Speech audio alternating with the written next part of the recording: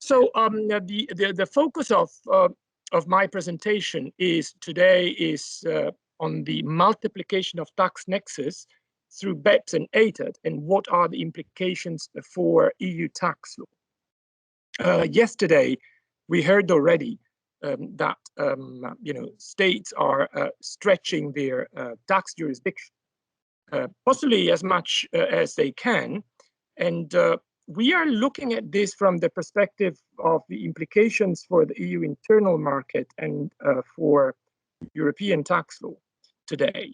And I would say that this phenomenon, which I call tax jurisdiction stretching, is basically tax as much as you can.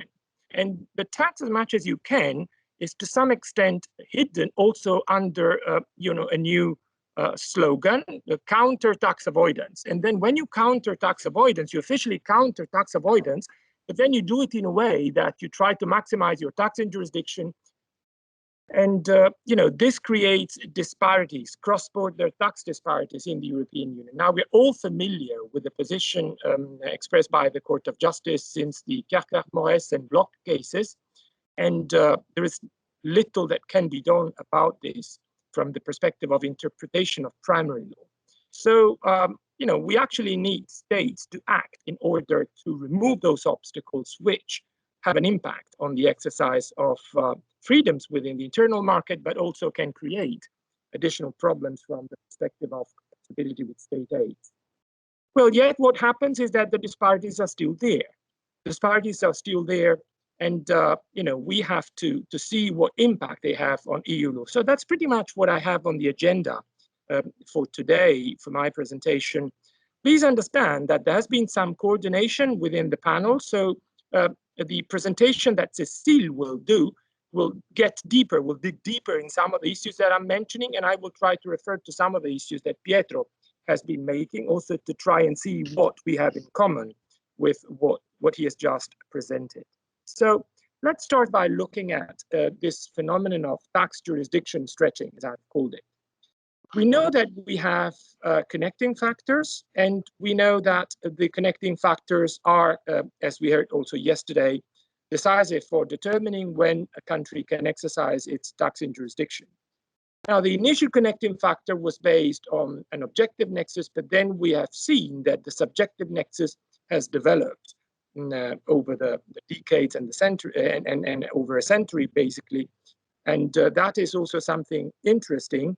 The same country applies both, but applies both for different reasons.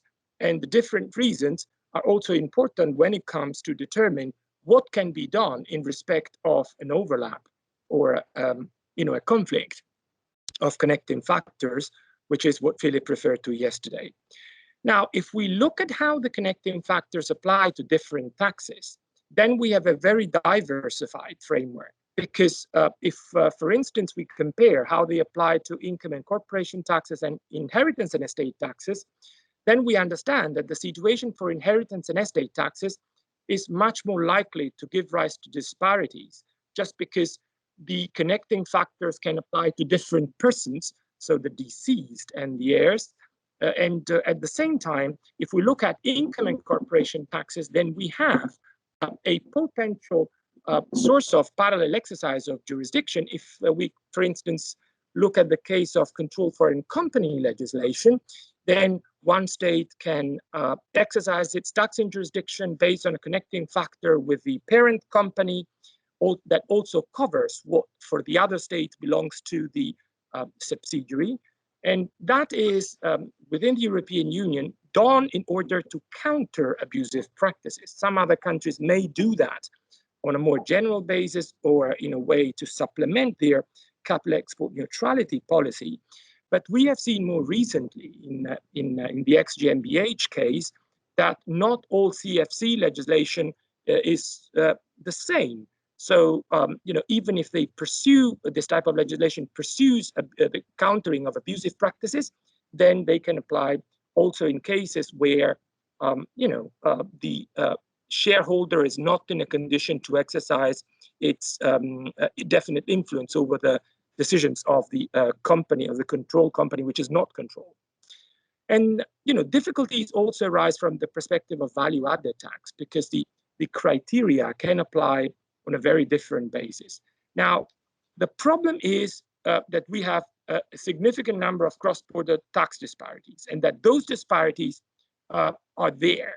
And I would say that because of what happens to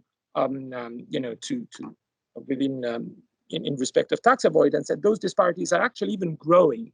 So the existence of different connecting factors increases the exposure to tax avoidance, evasion, and fraud, because you can try to twist the situations and try to take advantage of that. But also cross-border tax disparities go to the detriment of the exercise of fundamental freedoms, and that is something which it's a problem that cannot be solved. And I am absolutely unhappy about this, because we have, on the one hand, taxing powers mainly at the state level, and each state tries to maximize the collection of revenue. And on the other hand, we have something which is called exercise of freedoms based on norms of European Union law with direct effect. And what can we do about that? We can't solve that at the level of interpretation of primary law, because it's not the fault of one state, but it's the outcome of the exposure to multiple nexus. And the problem is there. And the problem is there, and we can't solve it, because positive integration, which is needed, just doesn't work. Now, the problem is that if positive integration doesn't work, then we can have significant impact on the within the internal market, on the exercise of freedoms. And we understand that there is a legitimate goal pursued by the state, which is to make sure that their taxing jurisdiction is not eroded, or that they effectively counter undesirable phenomena like tax avoidance, evasion, and fraud. But let's dig a little bit deeper into these cross-border tax disparities. Sometimes one may get a feeling that states are also enhancing tax competition by shaping their sovereignty in a way that allows to derive some benefits across the borders. Like, for instance, say, if there is a regime by a member state that prevents economic double taxation, by giving relief for a double taxation, that in the worst case scenario may exist. So if it exists, there will be an ex-ante relief, for instance, on excess profits. And then if there is no taxation in the other country, then there will be a cross-border advantage from the exploitation of disparities. Whose fault is it? Well, if we have this type of phenomena, so in other words, and in some cases, states try to maximize their revenue collection or their levying of taxes, and they, create obstacles on the exercise of freedoms. And in other cases, some states try to attract those business taxpayers by shaping their taxing jurisdiction in a way that allows for the maximization of the advantages across the borders. Well, this is all creating distortions. This is all creating distortions because each state tries to attract as much as possible to its taxing jurisdiction. And we get back to some of the problems that Anna Paula was mentioning yesterday, and also Ruth was mentioning who pays the burden for the public expenditure, who contributes. Of course, if you attract more people within your taxing jurisdiction, then it will be better because you can let the others pay less taxes. It's just when you fly over a hub and they want to make you fly Brussels, New York via Warsaw. You would never fly via Warsaw, but if the ticket is less expensive, then you may consider doing that. And of course, the airline will get extra passengers from that perspective. I think, this is something which, is, creating a clear increase of cross-border tax disparities in the EU. So I am very concerned about this phenomenon, also because there is no way that we can solve this phenomenon unless we have a clear governance. And the clear governance is in a field which is in which powers are held at the national level is difficult. We can go for a coordination of European tax policies, but we've got this unanimity problem. And I'm not going to address some of the issues that Eduardo will address after the coffee break. But my point is, there is a growth of tax disparities, which is for me unbearable and incompatible with the goals of the internal market. A coordination of tax policies, of national tax policies, is possible. But the point is that if it's possible, then states are not interested in that. For a number of years, there has been a debate on whether we should have a common corporate tax base. Well, the common corporate tax base creates more transparent conditions for competition. And I'm not saying that competition is bad. Competition is absolutely good, and it's absolutely in line with the values of the European Union, and in particular with 1070 FEU.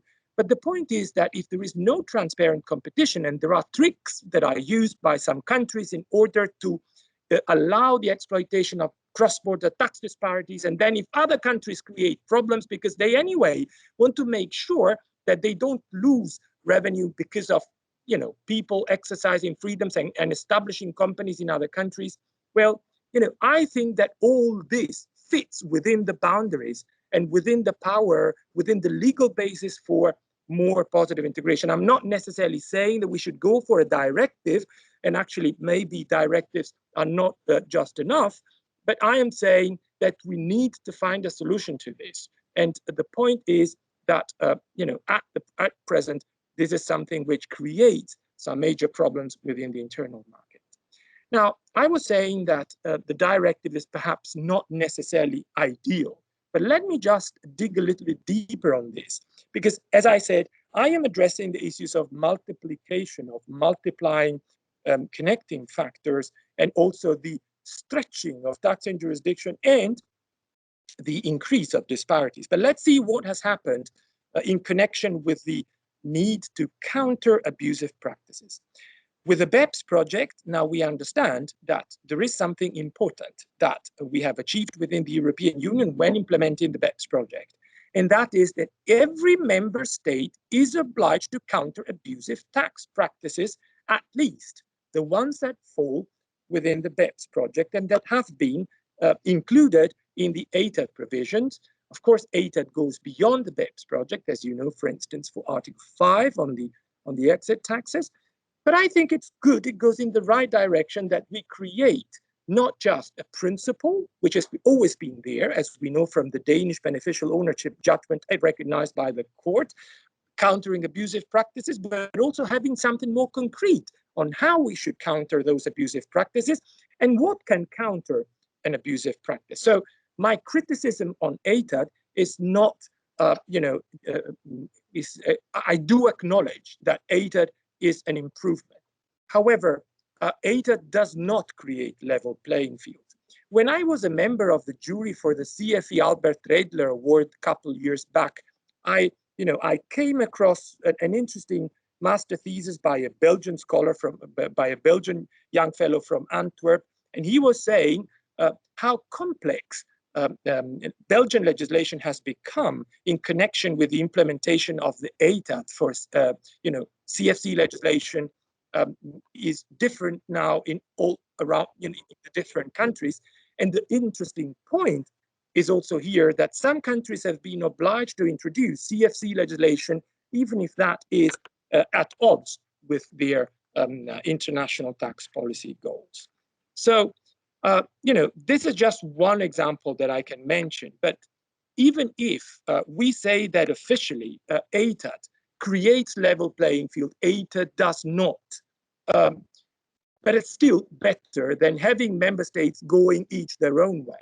Now, let's pay attention to Article 3 EUtaxlaw, because Article 3 EUtaxlaw reflects what is normal with the directive, that member states are obliged to fully implement the directive, but they can go beyond that. Now, going beyond a directive that counters abusive practices, it's not going beyond in a way that enhances the exercise of freedoms within the internal market, but can potentially apply stricter rules. If we apply stricter rules for countering abusive practices, we should not forget that there is no carte blanche, there is no open-ended right to counter abusive practices falling within the scope of EUtaxlaw. For instance, forget about the absolute presumptions, irrebuttable presumptions, but because they will be in blatant clash with primary law of the European Union. So I think it's important that we understand that EUtaxlaw is better than scattered action of implementation of the BEPS projects by the member states, but in fact, it doesn't create level playing field, and it actually creates some inconsistency in the countries in the way in which they exercise their nexus, and it creates legal uncertainty.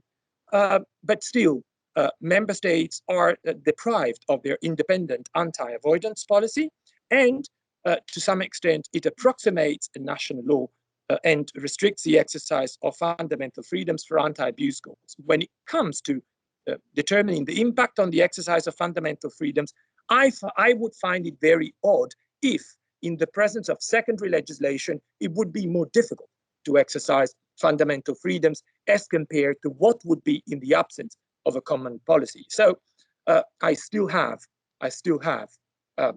doubts as to how the exercise of rights protected by the European Union is actually taking place in the presence of different implementations of EUtaxlaw, because I see that in several circumstances there is a higher potential for double taxation, and I am not sure that this goes in the direction that Article 115 TFEU wants to pursue. So in other words, it's okay if we have rules that prevent states from applying restrictions just because we have addressed some problems of abuse.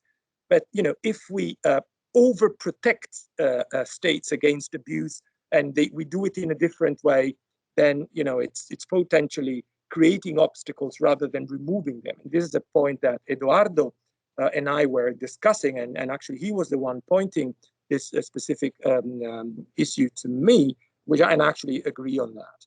Now let's go on the fourth point, and that is, what are the new trends? And I'm getting back to some of the issues that Juliane was mentioning yesterday when she was referring case law from the Court of Justice, and the fact also that yesterday it has become clear that states are sort of trying to stretch their jurisdiction also by using different taxes. Now, one thing which for me it's a fact is that there has been a significant attempt to achieve consensus across the states as to what we would do to adjust international taxation to the new issues and problems and models, business models of the so-called digitalized economy. But then, despite all the efforts by the OECD to try and bring all together and change the existing nexus or adjust it, then states have always, all states wanted to maximize their taxing jurisdiction. So the winners wanted to be winners and the losers didn't want to be losers. So what do you do when you can't find some constructive solution? You try to go your own way. So there has been a multiplication of turnover taxes used as proxy for catching value creation of the enterprise. So in other words, if states cannot establish their nexus through one tax, they choose another. So on top of income tax, we are using turnover tax for catching value creation of the enterprise. The problem is that we are having in one state income of the enterprise taxed, and in the other state, we are getting the turnover. And that is the state of the recipient of the digital service in the presence of digital services tax. And I am very concerned. In Vienna, we have been having a seminar on these issues as to whether there would be relief, a cross-border double taxation under DTCs, also concerning the scope of tax treaties on income.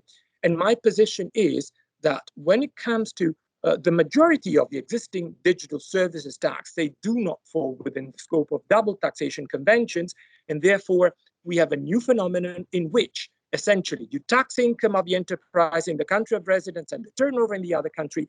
One more disparity, one more problem, and that is something which doesn't create a de facto discrimination. At least this is how I understand the position held by the Court of Justice so far, because there is a right for the states also to assume turnover as a proxy for catching value creation. And Juliana has been arguing that also in her opinions on some of the Hungarian cases that were mentioned. And I think that this is an important phenomenon. I don't think we should question the validity of turnover to catch value creation of the enterprise. What really worries me is that if we have this stretching of jurisdiction or this situation in which we multiply the tax disparities within the European Union, this is going to make things worse and going to make cross-border situation potentially at a disadvantage without an effective solution. And I'm saying this in respect of the example of taxes on turnover and taxes on income related to catching the same value creation of the enterprise. But I would have different views if we were to discuss issues concerning the financial transaction tax, because that is a tax with the regulatory role. However, as I said yesterday, when I was making a comment on what Pierre Dargent said, I think that also there we need to sort of assume that there is a reasonable connection with a taxing jurisdiction. And that is even more the case if we're going for 1/16 TFEU as the legal basis, so making sure that the countries that don't want to join the club are not harmed in the exercise of their taxing jurisdiction. Just a few more words now on the outlook. And the outlook is that there is a clear need for rethinking international tax nexus. And I think that on top of this need, in the European Union, we've got to do something about the action to remove the existing distortions. So yesterday we have been discussing one issue.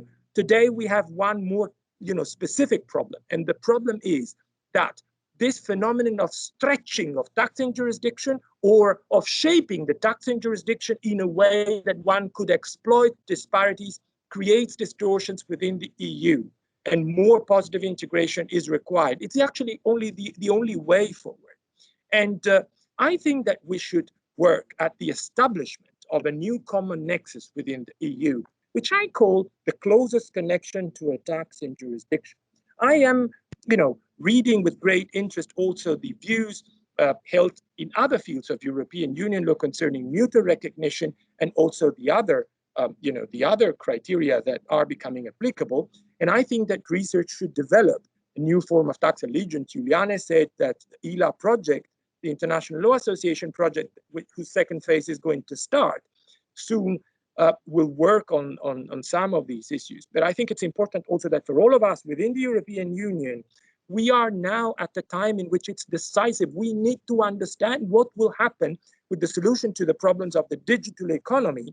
And, the solution at the global level is absolutely indispensable. But within the European Union, we've got to do something about this, because some of the proposals that have been made share some ground with what I consider to be desirable. So like the adjustment of treaty clauses just to make sure that, for instance, the P concept sticks also to the new business models.